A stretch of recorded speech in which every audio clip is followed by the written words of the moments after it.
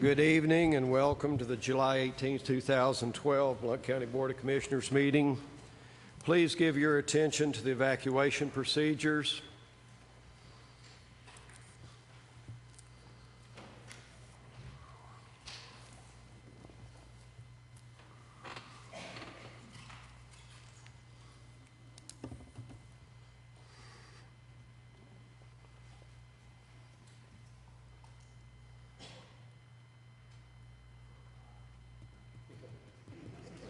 We'll go back to old school. In the event of an emergency evacuation, an alarm will sound. Everyone should exit the building by the nearest stairwell in a safe and effective manner. If the nearest stairwell is blocked by smoke, use the other stairwell. Do not use the elevator. Once you have reached the main floor, follow the exit signs to exit the building. Quickly proceed away from the building. Please be mindful of others evacuating and of emergency vehicles. The commission will come to order. Please register your presence by voting yes.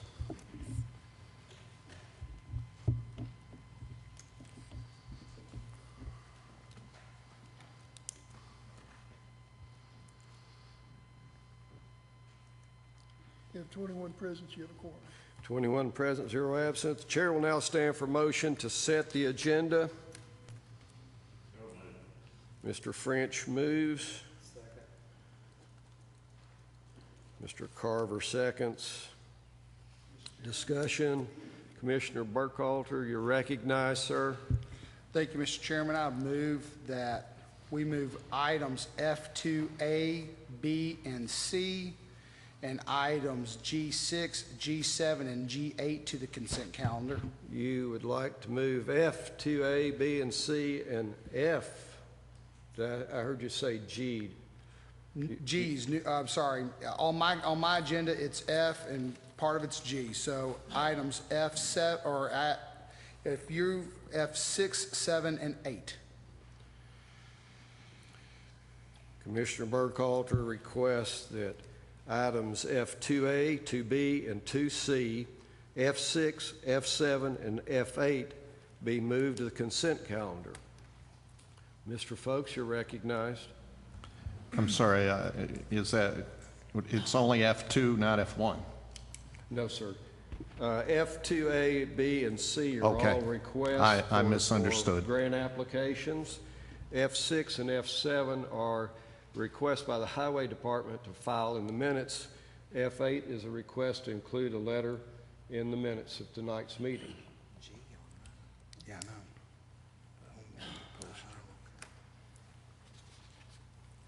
If there's no objection, we'll set the agenda moving F2A, B, and C, F6, 7, and 8 to the consent calendar.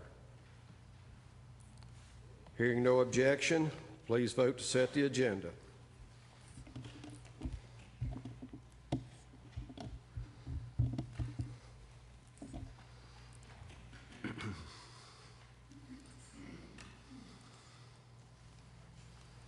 You have 21 yes. 21 yes, 0 no. The agenda is set. Moving to item B, consent calendar. Chair will stand for a motion to approve the consent calendar. Mr. Burkhalter moves. Mr. Hasty seconds. Discussion. Are the members ready for the question? Vote yes to approve the consent calendar. Vote no not to approve.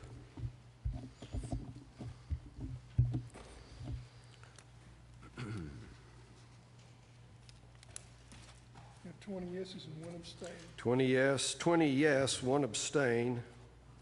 Consent calendar is approved. Item C, public input on items on the agenda. Seeing no hands, there is no business under items D or E. Next item of business is F1A. The chair will stand for motion on F1A, Resolution 1307-003, to amend the highway fund budget by $296,000. Ms. Lambert moves, and second is by Mr. Kirby, Commissioner Kirby. Motions to adopt Resolution 1307-003. Are the members ready for the question? Vote yes to adopt, vote no not to adopt.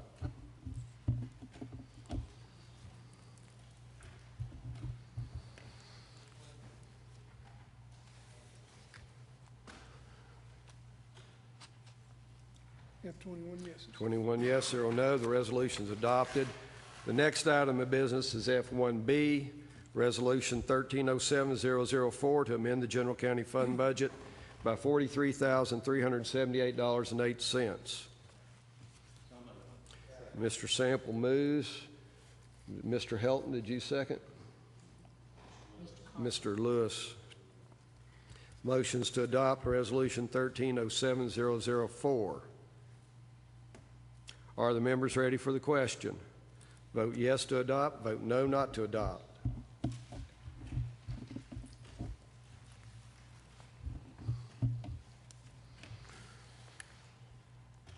Have 20 yeses and 1 abstain. 20 yes, 1 abstain.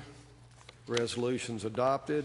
Next item of business is F1C. The chair will stand for a motion on F1C Resolution 1307-005 to amend the general county fund budget by $53,449.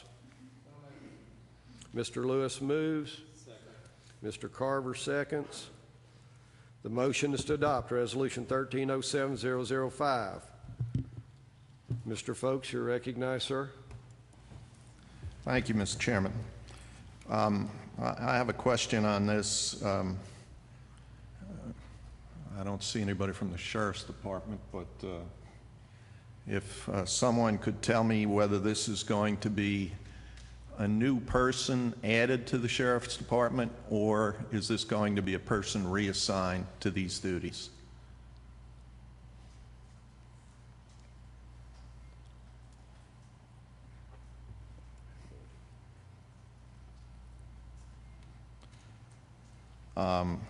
Okay, we can't get an answer to that. If this is going to be an additional person added to the sheriff's staff to cover Friendsville, although Friendsville is currently reimbursing the county for that, my question would be, if we add a new person for that, and then Friendsville decides they don't want to do that anymore, then we've added another person to the sheriff's staff. And as we well know, once a person is added to the sheriff's staff, it is not possible to take that person ever off that staff. So we may want to think twice about this.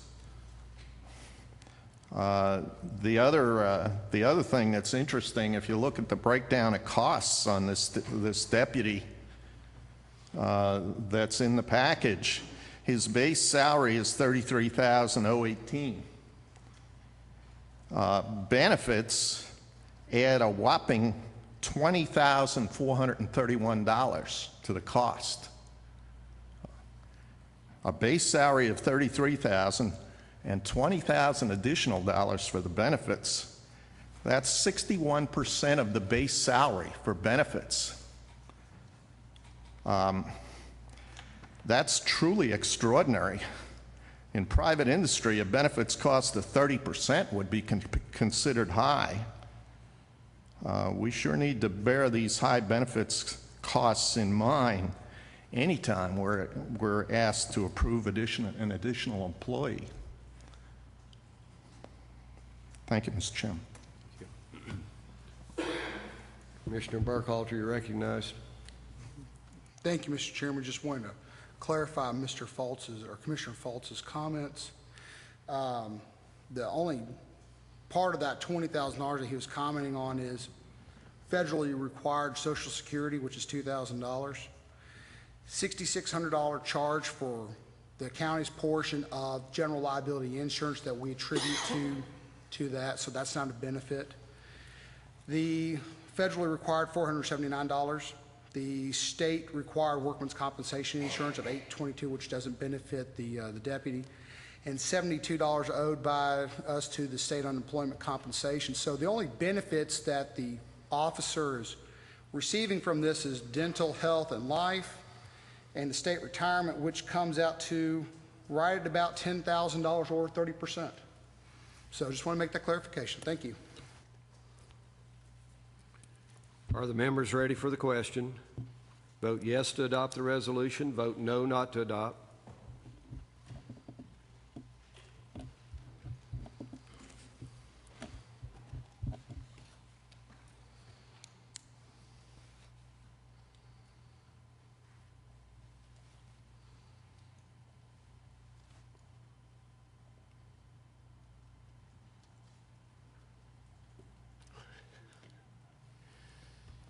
20 yeses and 1 no. 20 yes, 1 no. The resolution's adopted.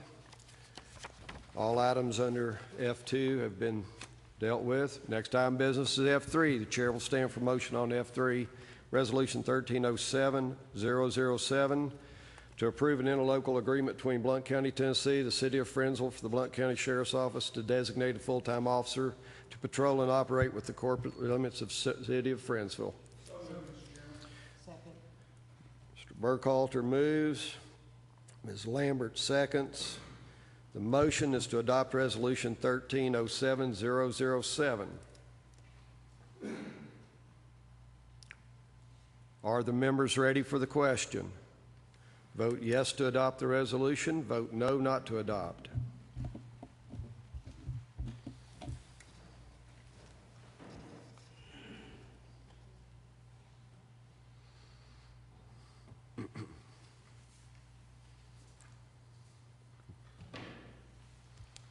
We have 21 yeses. 21 yes, 0 no. The resolution is adopted. Chair will stand for motion on F4, Resolution 1307-002, authorizing an amendment to the contract with Blount Memorial Hospital.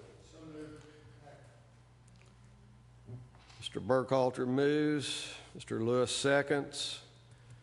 The motion is to adopt Resolution 1307-002. Mr. Carver, you're recognized. I want to read my disclaimer.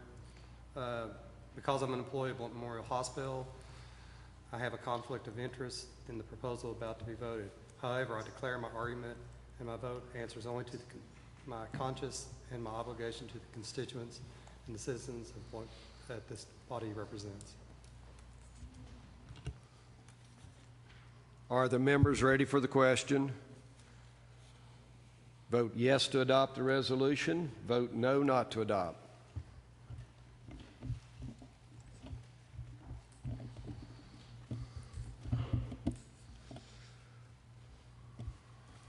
We have 20 yeses and 1 no. 20 yes, 1 no. The resolution is adopted. The next item of business is F5. The chair will stand for motion on F5. Resolution 1307-006. A resolution prohibiting solicitation on the roads of the unincorporated areas of Blount County by amending Resolution Number 0202004. Mr. Lael moves. Mr. Helton seconds. The motion is to adopt Resolution 1307-006. Are the members ready for the question? Vote yes to adopt the resolution. Vote no not to adopt.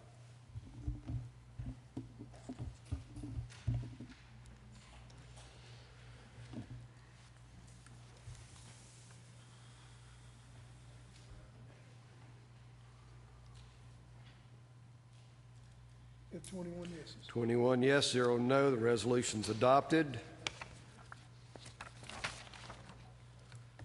Next item is agenda item G, announcements and statements. Does any member desire to be recognized? Mr. Folks, you're recognized, sir. Thank you, Mr. Chairman.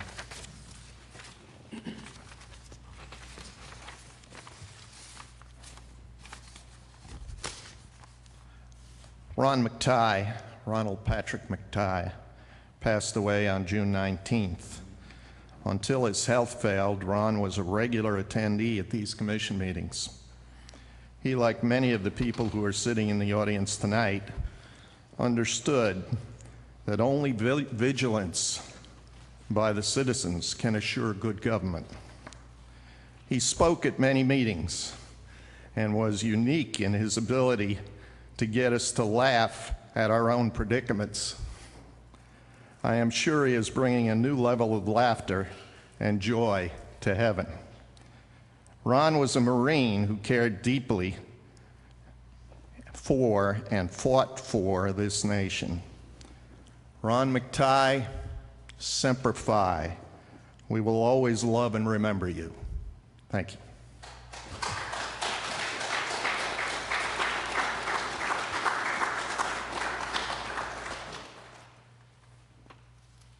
Agenda item H, input on items not on the agenda.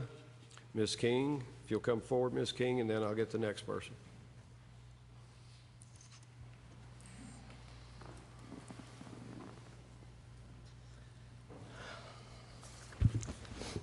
I'm Linda King with Citizens for Blount County's Future. And first, I'd like to thank Jim. Ron McTighe had become a very personal friend of ours. I have two issues I'd like to address tonight. First, it was brought to my attention by a Daily Times article that the Affordable Care Act requires local governments to kick in more money to support insurance programs. It states that Blount County will pay about $250,000, which amounts to an extra $63 per person covered by its health insurance benefit. That fact is very alarming, considering that each individual employee is only going to be charged $25 per month for their insurance, which means that the taxpayers will be actually paying $38 for each employee coverage more. Again, the citizens are being held hostage, while the HR committee, which consists mostly of county employees, is only interested in their own interests and own pocketbooks.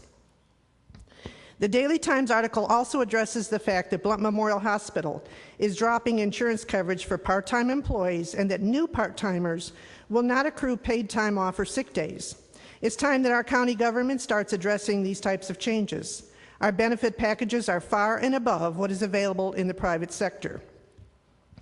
Secondly, I would like to address the COPS grant, which was voted on last month, which will cost Blount County taxpayers over $329,000 for the first 3 years, and then, after the grant runs out, will require the full cost for 8 new deputies who cannot be laid off. The application deadline for this grant was June 4th. The vote was not taken until the end of June at the commission meeting. At the June budget meeting, I believe it was Commissioner Lewis that asked about the deadline. Jeff French of the Sheriff's Department stated that if it were too late to apply, it would be dropped. I would like to know if the June 4th deadline was extended, or if the Sheriff's Department applied before that deadline before getting approval from the full commission to do so. If so, it's not the first time that this department has acted first and asked for approval afterward. It should be very easy to get a copy of the grant showing the date applied, not just from our files, but from one submitted to the U.S. Department of Justice COPS office. I believe the citizens deserve to know the facts. Mr. Chairman, I am publicly asking for an answer to this question. Thank you.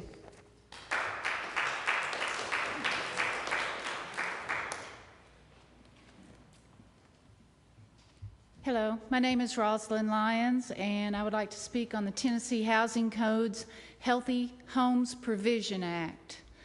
Ladies and gentlemen, I have recently become aware that some of you have concerns with taking up a model regulation for rental property and its standards and provisions for implementation and enforcement as currently approved in other communities and counties in the state of Tennessee. While I share your concerns about wholesale adoption of more rules and regulations simply for the sake of taking action on an issue of concern, I do believe that this community and its representatives on this commission have a duty to address issues which affect the health and the welfare of its citizens. The need exists for our community to establish a minimum standard of acceptability for conditions and environments in which we expect our citizens to live in.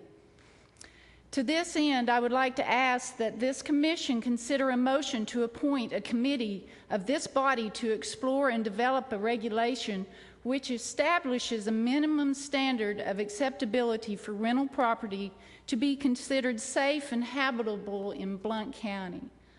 The minimal standard would include structural, electrical, sewage, potable water requirements for the residential properties to be considered acceptable for occupancy, and would require an initial inspection to certify that these standards have been met prior to property being considered acceptable to being rented or leased in our county and on an interim basis thereafter. I guess what I really want to say is I am not after any of our landowners' rights to live, drink, do whatever they want on their property. That is their right. But whenever you don't necessarily know what you're drinking, you're not the one that is responsible for taking care of it, then I think that Blount County has the right to step in. Also, I would like to say, just off the cuff, that I'm not interested in breaking my landlords in Blount County, because the landlords have some very big obstacles to overcome. So, but they should have to be required to put a handrail in for somebody to walk up and down their steps, to make sure that a child has clean drinking water and you don't see the neighbor kid catching water from the gutter because it's cleaner than what's coming out of the tap. We, as Blount County, to which I love Blount County with all my heart, and I moved here to be a Blount Countyan. We are better than this, and I'm asking you all to step up, please. Thank you.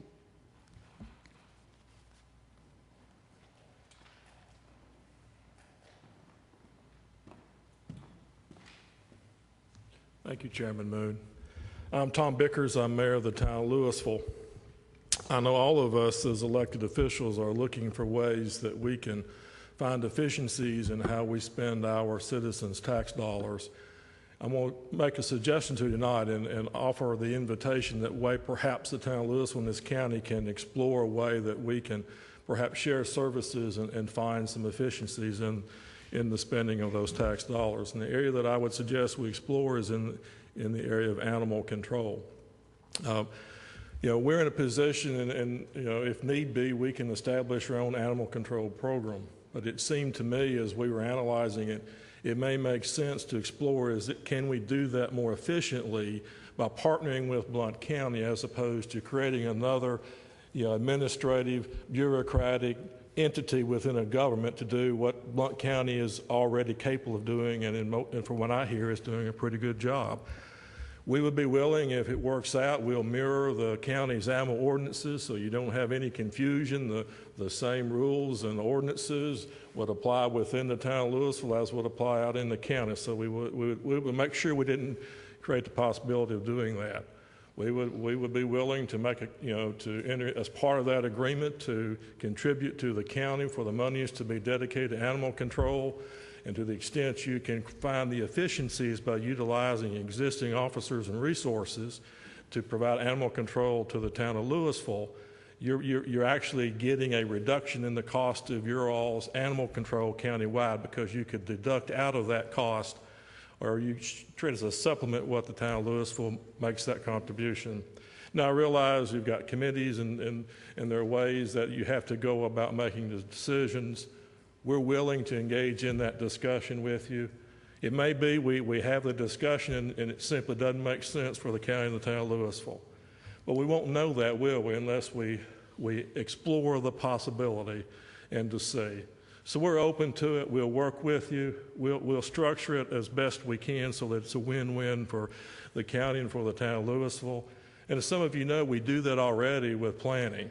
We have an intergovernmental agreement with Blount County. They provide us with planning services and staff. We don't have to have a full-time planner. We avoid that cost, yet we provide better planning services for the town of Louisville than we did when we were utilizing the state planner. That's a win-win situation for the town and the county. I'm going to suggest let's explore whether we can find some other ways we can partner and we can find some shared services and find greater efficiencies in how we spend our tax dollars. Thank you.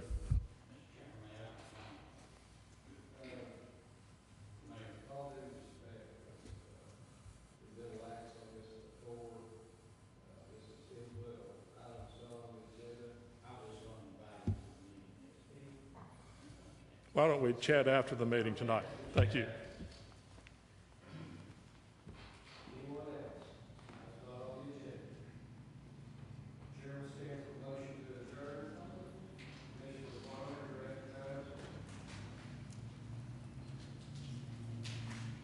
Mr. Chairman, in light of the lightness of what appears to be coming up for August, I don't see the necessity of an August meeting. I would make a motion to adjourn until the third Thursday of September for this board. Is there a second?